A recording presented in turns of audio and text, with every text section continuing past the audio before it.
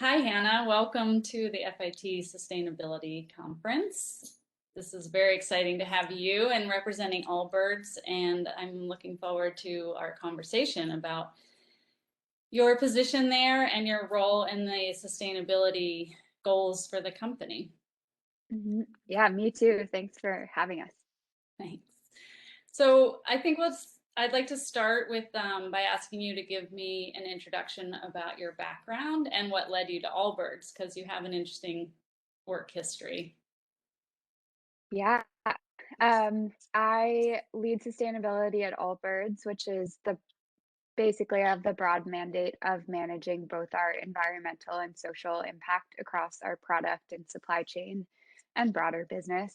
Um, I've been here for about 3.5 years, and before that, I studied environmental science from university, knew that climate change was the issue that I was most passionate about and really wanted to dedicate my career to. But I also knew that I wanted to do that through the private sector and through business because of the ability of the private sector to move so quickly on these really urgent issues. And I knew nothing about business upon graduating from college. So I went to work at Bain and Company, which is a global consulting firm working with Fortune 500 clients across all different industries. And my goal there was really to get inside the mind of a CEO and understand what would drive decision making so that I could harness that power for good. And was really lucky to find this role at Allbirds, where I could bring the two worlds back together and really build a sustainability program brick by brick at a company that really cared and that had made this part of its founding story from the beginning. Right, right. Oh, that's amazing. Well, so for some of our students out there that might be interested in a role similar to yours, like what's your day-to-day activity like? I mean, clearly it's different this year than the first 2 years, but for someone who's looking at many of our students have questions about different actual job Mhm. titles and the job roles, and I'm sure sustainability manager could be a new role for many companies. So what's your day-to-day look like? It's really the best because there's no day really looks the same and there's never a dull moment. I think the part that I am missing this year is the travel piece because a Mhm. big part of my job would be going both to visit all steps in our supply chain. And I think what's cool about my job is that I get to cover every part of it from raw materials through manufacturing. So I'm going to wool farms in New Zealand and textile mills in Italy and factory in Asia, which is just so awesome. But in the last year, when traveling hasn't been so easy, still a lot of diversity of work. I'd say I'm doing everything from meeting with climate change leaders and setting long-term carbon targets to sorting through trash at the office, really whatever needs to be done. But I'd say generally I could probably bucket my work into three main categories, which is like consulting with the product team on new product development, what materials to use, how to source them, how to drive the carbon footprint of our products down. The second would be a lot of work with marketing and figuring out how to tell the story to our customer, and more than that, to create broader change in the industry and push other companies to do the same. And then the third is a lot of industry level work, I'd say, interfacing with other sustainability functions at other companies, or engaging in working group type stuff to help make change at the industry level as well. Well, those are like the exact types of questions that I wanted to Cool. ask you today. So one, in terms of working with the design team and, the internal team and visiting uh, your farms and factories and everything, how do you interact with the design team, or like at what level would you say that the design team asks for your help or you ask for theirs, for our design students out there? How early in the process, or how are you involved with Yeah.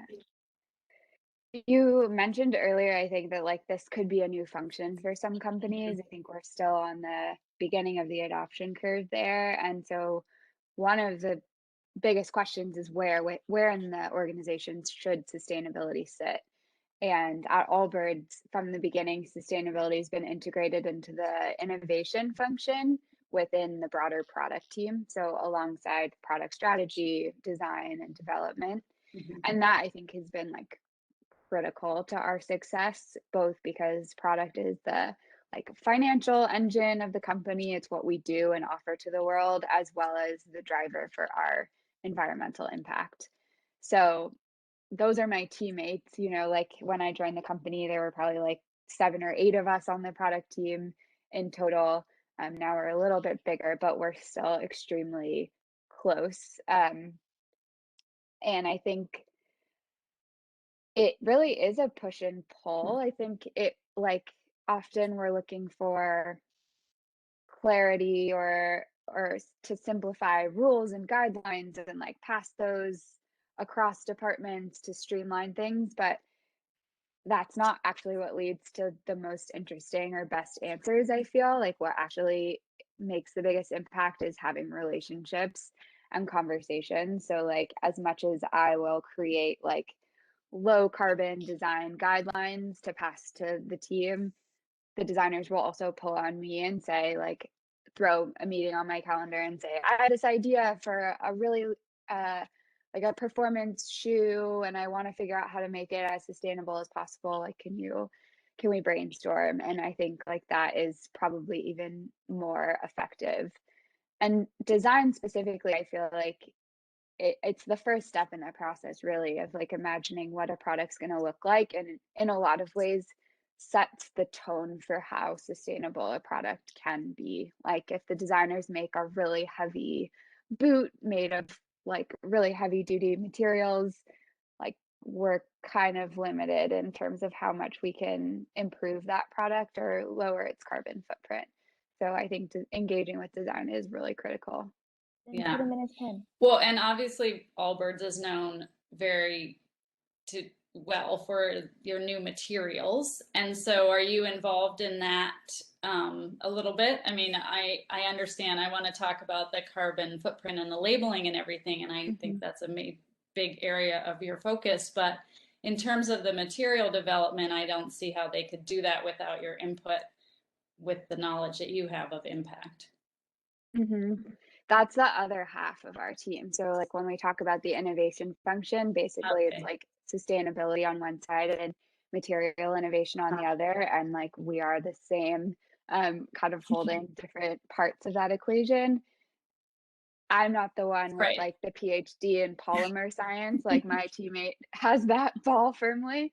But I'm the one who knows like if we're like, for example, we developed or brought to market sugarcane based foam that we now use in our shoe soles, that replaces conventional EVA. And they developed that material, but like my job is okay, it's made from sugarcane, it's coming from this part of the world. Like, here are the things we need to watch out for in the supply chain. Here are the certifications we need to get, and how we should think about its environmental impact. Great. So in that evaluation and all of that, I think, and you can tell me, I mean, where did the inspiration or the direction or the goal for the carbon labeling come from? Is it, some people might say, well, that's a marketing effort, and others will say it's a sustainability effort.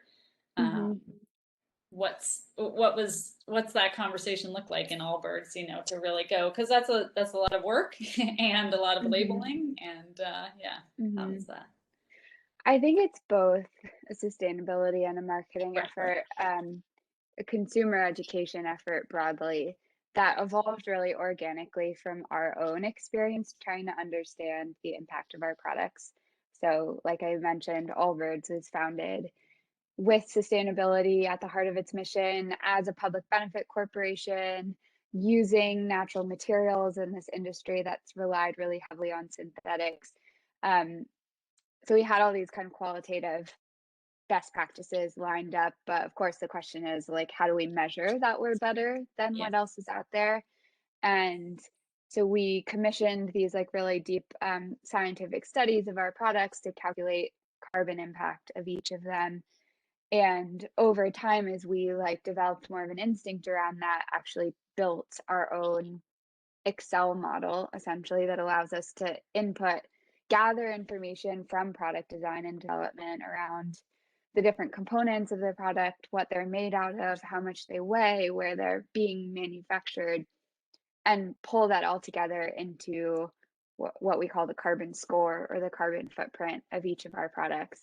And our tool allows us to do that pretty quickly and in real time and on our own using a methodology that we've had verified, but we're not doing like one-off studies for each product. Right. And once we had all of that information, we were like, well, what good is it? Of course, we use it to like make decisions and improvements around our product, but what good is it just if we keep it to ourselves? Like, our ultimately, like, we're asking customers to make a better choice for the planet, but they have no information besides marketing campaigns, eco-friendly, sustainable, green product lines. And this was a way to put some numbers behind that, and make that transparent to our customer, both as a way to like hold ourselves accountable to our impact. And once we have mainstay products that don't change very often. And Yeah. so like the number is the number and it better come down over time if we do what we say we will. But more broadly, to enable a better understanding among customers of the impact of the stuff that they buy, in the same way that we kind of have this understanding for like nutrition on food or calories on food, um, so that they could actually use that information to make better decisions, and hope that more and more companies will start to put this kind of labeling on products. Yeah. I love that comparison to the product label because it just seems everybody's so familiar with it now, with the nutrition label, sorry. Mm-hmm. And equating that carbon label and then nutrition label to judge your purchase. And I think that it's really smart. So how can you do that as a company on your own and then encourage other companies to follow or join, not necessarily follow, but um, do you share the methodology of making those evaluations, and or can you help guide other companies, Mm-hmm. because the nutrition label works because of the standards of the label that are set up, but if everybody's going to do their own evaluation, then a carbon label could become very confusing because there's different methodologies. Definitely. We absolutely need to move to a broader industry standard. I think part of the reason we waited a little bit to start publishing ours is we were like waiting for that industry standard to emerge.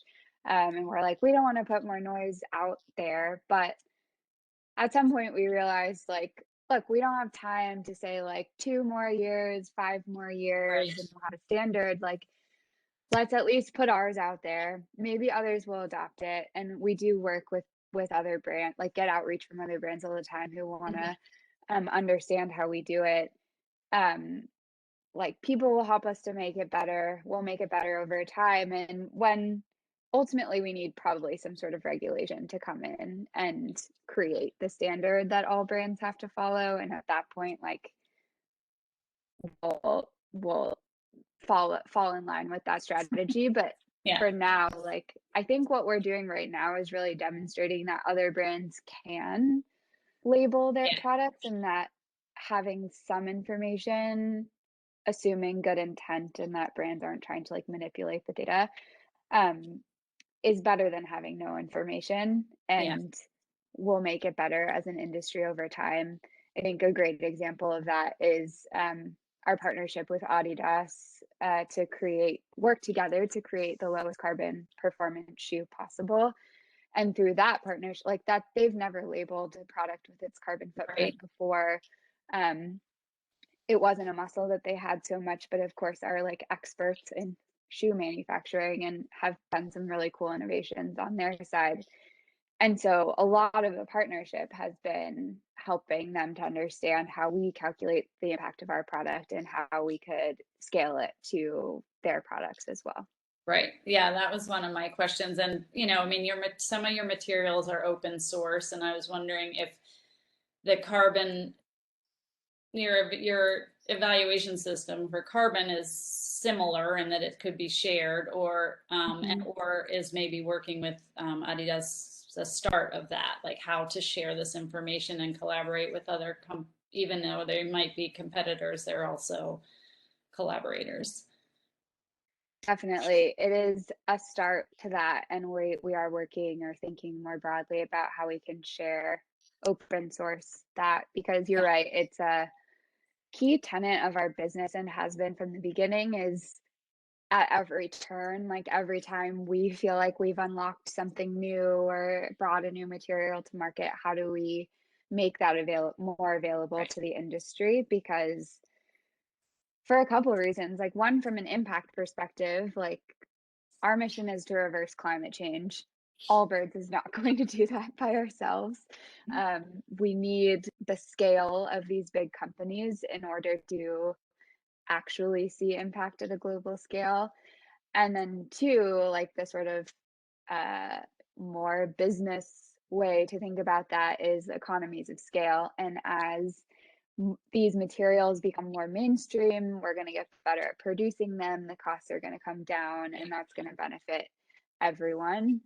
Um, so like again with the sweet foam, we call it sweet foam, the sugarcane Right. based EVA example, which we released a couple of years ago now, like we're just seeing that trickle through the product launch timelines from other brands. So in the last like few weeks, we've seen um, brands like UGG and others come out with using that material, and that's certainly going to benefit us in the long run too. Right, right. Good point. And especially if it can bring the price down if more people are using it.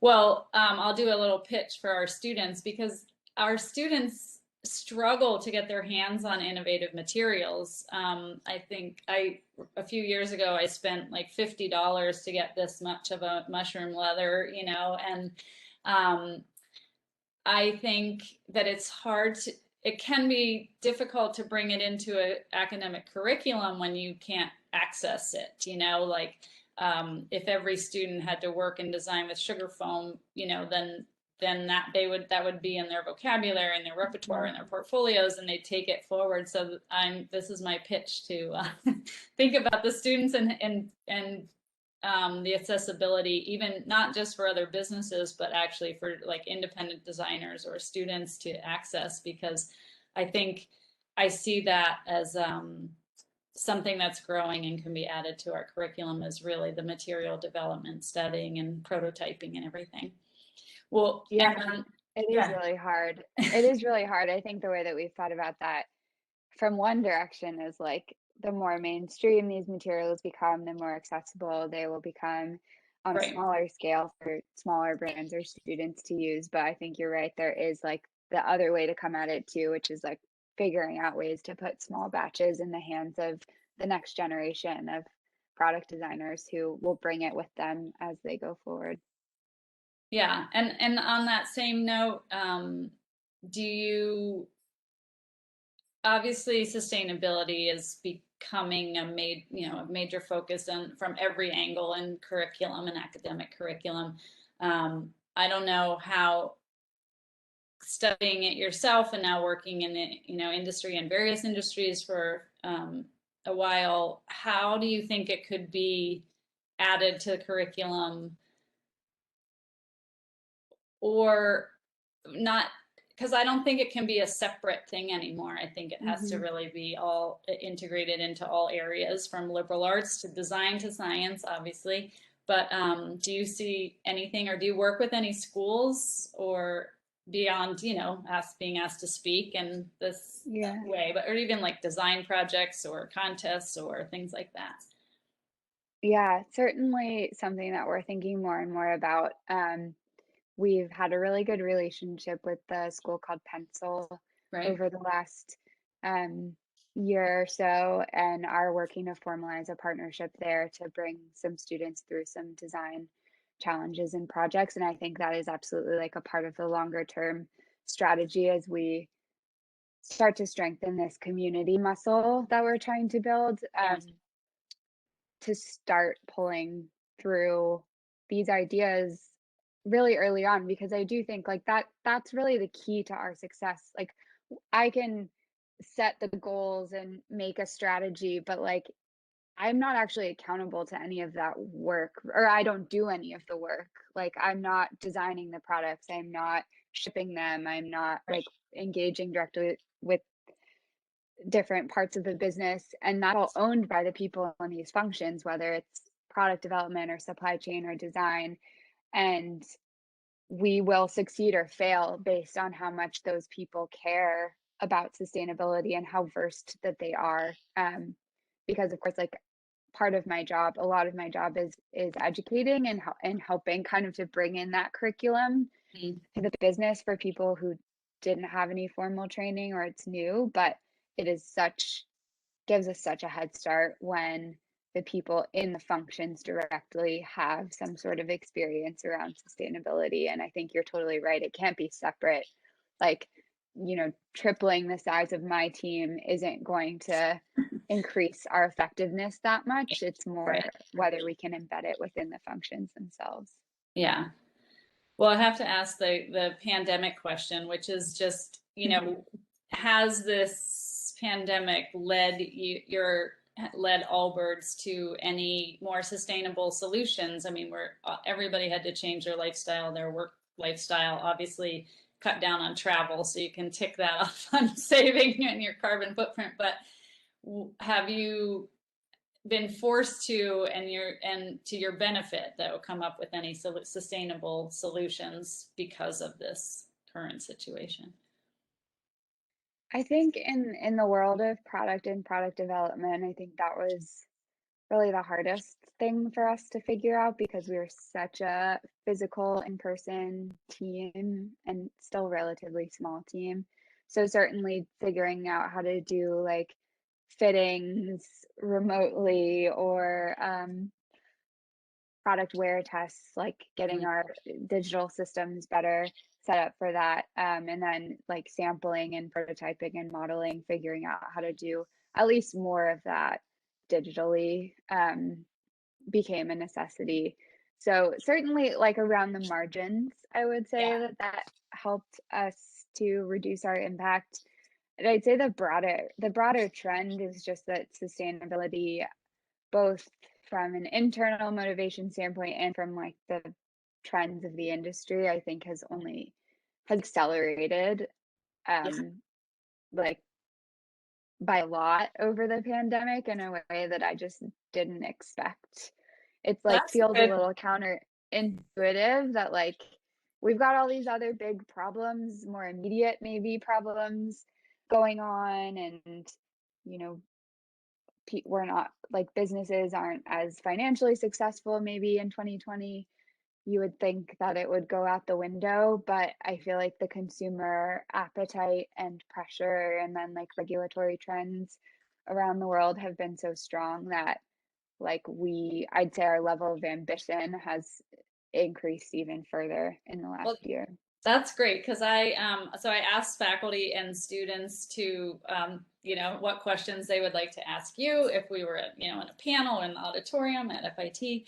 And Mhm. one faculty member was actually commenting about, has the pandemic overshadowed sustainability and really sort of suppressed it? But I'm glad to hear in your opinion, you feel the opposite, which is great for Yeah. the sake of, Yeah, and that's pretty consistent with what I've heard uh, from peers too, which I think is, again, kind of surprising to me, but is definitely the way that it's trending and like more and more. And I'm reading articles every day about how things are heating up even further. And so I think it's really exciting. yeah.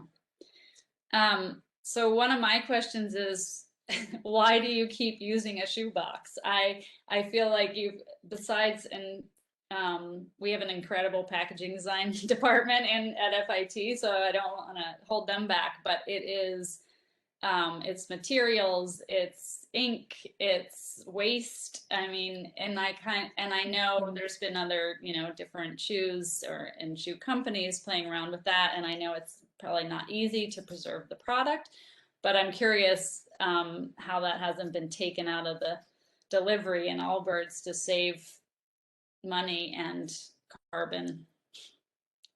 It's a great point. I'd say it's one of my personal crusades as well. Um, it's been something that has been weirdly, like, not weirdly, but it's been a core of our approach from the beginning, even from like years ago, in just streamlining the packaging, realizing like, hey, why do most shoes come in a shoe box inside of another box? Right. And so like the first thing we did was make that one and the same. So if you order a pair of Allbirds, you just get, it comes in the shoe box. The shipping box, right.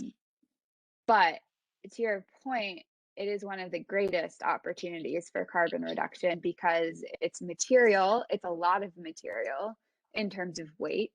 Right. So it's like if we use 100% recycled packaging, so it's a low carbon material, but it's a lot of weight that hits not just the materials, but the transportation emissions, the end of life emissions. Right. And so I think it's one of the biggest levers we have to reduce our product carbon footprint. Of course, it is also probably the area where you want to tread the lightest, because the worst thing we could do is like not have take the box away and the shoe arrives to the customer damaged, and then they don't want to wear the shoe and the whole thing was for naught. Well, So I did speak with someone else, and they tried a project of shipping shoes without boxes, and it created a lot of issues just with how they arrived, and also how the retailer was then going to actually stock and store these items that were no longer in a box. So there are a lot of issues to think of to take it out. But certainly like some of the considerations even around like the fact like that shoes need to be presented to you like next to each other with stuff inside them. Like what if we were to like nest them on top of each other, and then the box could be like more of a sphere or a cone instead. Like I think there's a lot of cool, exciting ways to do that. And I think oftentimes the conversation gets stuck around the material that you're using. Like, could we use some like bio-based, biodegradable stuff? And I actually don't think that that's the biggest barrier. I think it's how do we reduce waste? Right, because the size affects the weight. It affects your shipping container. You've now reduced, you can get more into a container. I worked for a company, we did a major packaging evaluation, and you end up reducing in a lot of categories by making something smaller. So one of our students has a question, which was, how do you envision Allbirds evolution, within the next 5 to 10 years? Exciting things ahead. We are going to continue to grow as a business and try to displace the incumbents and the not as good products that are out there, try to provide more options for customers, more sustainable options for customers. But we have to do that, of course, responsibly and while cutting our emissions and our impact by even more than we are growing. So we've kind of set up a moonshot for ourselves there, but it's one that we're very determined to achieve. And I think in particular, one area of focus that's kind of on the long-term radar is regenerative agriculture and getting all the way upstream in terms of our material sources and directly with farmers to regenerate the land and ultimately store more carbon in the plants and vegetation where we're growing these materials. And then hopefully we continue to push more transparency around carbon labeling. And I think if we think about 10 years from now, maybe even 5 years from now, that like that will be almost as prevalent as calories on food, Right. and just something that we expect of brands, we expect to see on products. Yeah. Do you think you'll focus on the end of life of the product? Because I think that's an important issue, and I know that is a very big challenge, particularly with Yeah. shoes, because of the components and adhesives and multiple reasons. But I know a lot of companies are trying to tackle that, and it's Hmm. not easy. Is it something you think Allbirds wants to take on?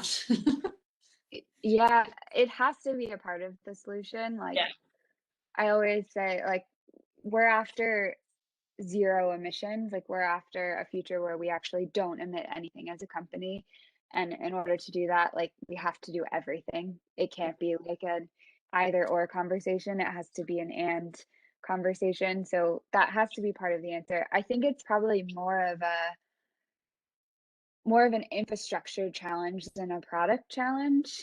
Uh-huh. Um, like I think the limiting factor today is that we don't have systems and infrastructure to recycle these Right. materials, Right. Right. let alone to recycle them in a low carbon way that doesn't Oh, generate more emissions because we're like shipping perfect. Right. this stuff all around the world. Um, I think for now we're really focused on the question of circularity more broadly, of making sure we're thinking holistically about, like, to your point, how much materials are we using? How do Yeah. we reduce weight? How do we reduce waste? How do we design for durability, and increase the durability of our products to keep them in cycle for longer? Um, and hope as we make progress on those that like the infrastructure will also develop to a point where we could design a shoe that is truly recyclable, and closed loop. Yeah. So another one of our faculty members asked, how do you balance sustainability goals with selling more product and holding more inventory? Which I'm sure that people, I'm sure, ask or accuse all the time. You know, it's a hard Yeah, balance there. yeah, it is a natural tension. Part of it is it's partially mitigated by our business model and the fact that like we started with one product. We're very intentional about how we build out the product line, and that the products that we do create are timeless, not seasonal. So we don't have that same like expiring inventory need to discount problem that a lot of Yeah. fashion companies would have. So that's the first start. But then there is a tension between like we need to grow to have the kind of impact that we want to have. Like if we are a fraction of a percentage of the global fashion industry, like it doesn't matter how good we are, we're not having impact at scale. Um, but also like we can't grow with abandon, and we need to place constraints on that. And so I think in that way, like our both our carbon labeling in terms of just making it very visible what our impact is so that people can help to hold us accountable, but also our commitment to being a carbon neutral business where we, make sure to invest in projects on our path to zero emissions. We net out our footprint by investing in projects that capture carbon. And those are just two examples of like mechanisms we put in place to kind of make sure that we're still growing in a responsible and thoughtful way. Yeah. Have you thought about local manufacturing? Or I know other companies have tried that, and you know, to like have a factory in the US, even though they're mostly producing overseas, Mhm. or like on demand products where you're only filling your orders and not holding inventory. Something we're starting to talk about more and more. I think we are, again, like historically have had so few products and thus very few factories as compared to most brands out there, and a very tight supply chain. And so I'd say we're just on the cusp of being able to implement more sophisticated manufacturing strategies like that, but are still learning. Yeah. What about owning your own factory? Would that contribute to your sustainable goals in some way? Because you could have like the ultimate control over the power. I mean, from the materials that, I mean, if you could build it from scratch, your building materials, your power supply. I mean, it's probably a very big investment, but is that something that could be even explored? Certainly, like those kinds of things that you outlined in terms of like renewable energy at factories are absolutely critical to us achieving our goals. So far, like because of again the way our supply chain's set up, we don't own any of our factories, but we have few of them and we've worked with them for a really long time. And so we haven't really needed to Yeah. own our own manufacturing and can instead do that kind of work through a relationship. Um, and I think that model, yeah, it's working for us now. So we'll see, but certainly could be explored in the future. Have you seen like the standards and the implementation of sustainable aspects of manufacturing at the factories that you work with? Have you seen that effectively change their business and how they work with other customers? And imagine um, if it works for Allbirds, and it could work for Mm. another, company that they're manufacturing for. And have you seen any, or can you tell us about something that you've seen happen at the Yeah, factory? I think that's one of the most probably fulfilling parts of the job is like that's one way you can actually see tangible change Right. over time. Everything from as simple as like a factory when we started working with them had like the single-use disposable water bottles, plastic water bottles, to now they have like a cooler that they Uh-huh. fill glass cups with, to more sustained changes like the more like when we first started asking for recycled materials, for example, from some of our factories, they're like, I don't understand. Like it's not like it's not as premium of a material and it's more expensive. Like you don't want that. Like you don't want that. And us being like, no, we do. Right, We right. swear we do, and we're gonna pay for it. Over time, those same factories are coming to us like with the latest sustainable innovations, because they see that we're serious and like even as like granular and detailed as like me, I'll give presentations to our factories about how the carbon footprint of our products and how we calculated it and what's Yeah. driving it, and they're starting to speak that language too, which is really exciting to see. Oh, that's very cool. Um, I think the other thing that I wanted to ask was just in terms of expanding the product line, because obviously having a small product line and very focused on only shoes was something that the company was built on, and it seems like very focused from the start. And now there's apparel and socks, and I'm curious. And obviously this isn't directed or probably initiated by you, but like, was it like, oh, we have all this great material, we should make other types of products, or how did you come to that? Because I was actually surprised to start seeing, I mean, I shouldn't be, it's a business, but I was surprised to see um, apparel and socks added in there. Mhm. Yeah, it all ladders up to the idea of like how do we achieve impact and how do we do it quickly? Yeah. Um, all of our product ideation and development starts with the customer insight. So we always ask ourselves like, why are we making this? Why does the world need another one of these? Right. Um, and that starts with noticing an unmet need in the market or an area where there is not a sustainable alternative to what Yeah. exists. Um, so, like in performance, running shoes, that's an area we've spent decades engineering like the fastest running shoe that amplifies human performance. They're all made out of synthetics exclusively. Yeah. There wasn't really a natural based alternative to those products.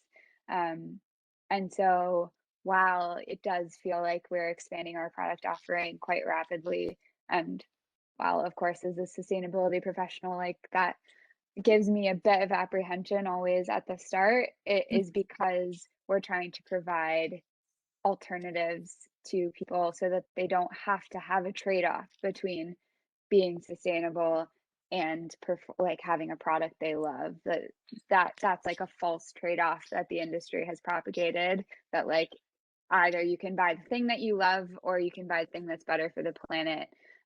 But you can't have both, and that's really what we're setting out to achieve, is developing products at the intersection of those things. And so I think I'll end on one last question from one of our students, which Daniel asked: how far can you push sustainability through the production process, or just through the product, I would say? Is it possible to have all shoe components be sustainable, ethically produced, while simultaneously maintaining integrity throughout the manufacturing process? I imagine that is the goal, the overarching goal. But it's everything from your shoelaces to the eyelets, right, in the shoe. It's all the components, any insole or even a stiffener that we can't see but we can feel. And that's what you're evaluating in your carbon label, correct? Every single solitary part of the product and process. Exactly. It's absolutely possible. Sure, we don't have all the perfect solutions today. Like we talked about, circularity of life is an area that needs further development, but it's absolutely possible to bring that level of rigor and standards to every component of the shoe and how it's made. I think it is probably going to be more expensive, and it's probably going to take longer. Um, and those have to overcome those barriers, you just need leadership, and you need CEOs like ours who believe in why this company exists and are willing to take those risks to the business or find other ways to mitigate them. Yeah. And I think that's the biggest barrier to sustainability today. Of course, we need to continue to innovate on materials and things, but we really just need people who are willing to think differently about this space and really take a stand and have higher standards about the products that they make and put out into the world. So it's absolutely possible. Well, that's a perfect way to end it, that it's absolutely possible. I thank you so much for our conversation today and being part of FIT's Sustainability Conference. Changemakers, I would call you a change maker, and for sure Allbirds is a business that is making changes that I hope will spread throughout the industry, especially the footwear industry, which has a lot of work to do. So thank you so much. It was very nice to meet you and lovely conversation. Yeah, thanks for all the great questions. I think I'm going to I hope that I am, you know, on an aside, I really do hope that we could have maybe some kind of relationship about the materials, because it's really hard to imagine, you know, sustainable materials or innovative materials for students. And it's so exciting. We have a student now who's getting, you know, Bloom Foam will send you one pair of outsoles, you know, so he's using them for his senior thesis, but that's one pair, one style, one, you know, predetermined, pre-made. We had to find the last to fit, you know, so, and it's great that he can get that, you know, but it's like one of those things in terms of development and just the process of it is like, it's the nature nurture, you know, cause and effect. Like if you expose the students to these new products, what would they do versus trying to imagine, you know, what they could do, basically. Yeah, totally. I mean, yeah, we even have that challenge, like, as we're trying to procure samples of material for, like, Sure, I'm sure you retail do. stores or other prototyping, or to get to our partners, like, people we might be collaborating with, but I do wonder if there's something there. I mentioned that we're, like, focused we have, like, a community department that's focused Yeah. on building out different types of programming like this, and I wonder if it's something they would be interested in. I mean, I'm not sure what Bloom Foam is doing, but I know the student was like, yeah, you can, I think for, a couple, I think he bought them. I don't think it was free, but I think for a few, however many dollars, I'll ask him. Mhm, But I was actually surprised that he could get them. I thought that was really cool, and a great way for him to explore the material and mhm, see, because admittedly, our students are learning how to design and make shoes, and we use a lot of old materials, old, not old, but there's a lot of leather, there's a lot of glue, there's a lot of EVA, there's and all that is mostly because that's the easiest stuff to mhm, procure at the retail mhm, level, especially for students, having to get school supplies. So, mhm. Do brands ever donate dead stock? well, yes, yes. I actually, I tell everybody I almost never say no to a donation. I say yes, yes, yes, um, because it is something that our students get to use, and it saves them money and exposes them to maybe new materials. We have a lot of like leather showrooms that will, when they're changing the season or something, they'll give us their leather, or sample rooms from like Mhm, Michael Kors or whatever, and we have alumni that mhm, work there. But and then we've said yes to some shoe donations too, and we've been able to like take them apart and use parts of them. But that is harder, there's it's more limited in yeah, terms of your lasts and stuff. But and fabric too. We've got New Balance donated stuff. So I always say yes, because especially from a brand, like we have some other companies that think, we're a tax write-off, and they send us like all their leather scrap, and I'm like, yeah, I only fall for yeah. that once, and then I say no thank you. Now I ask people to send pictures of what they want to donate. And honestly, last year, smaller businesses closed, and we got some of their supplies or whatever. But Mhm. yeah, we Well, I'll definitely, keep that in mind yeah, yeah, if that would be that great. comes up for us. Yeah, that'd be awesome. All right. Well, thank you so much for your time, and it was lovely to meet you. Stay Yeah, healthy, nice to meet you. and good luck at Allbirds. Thank you. All right. Thank Take you. care. Thanks. See you Thanks, later. everyone. Bye.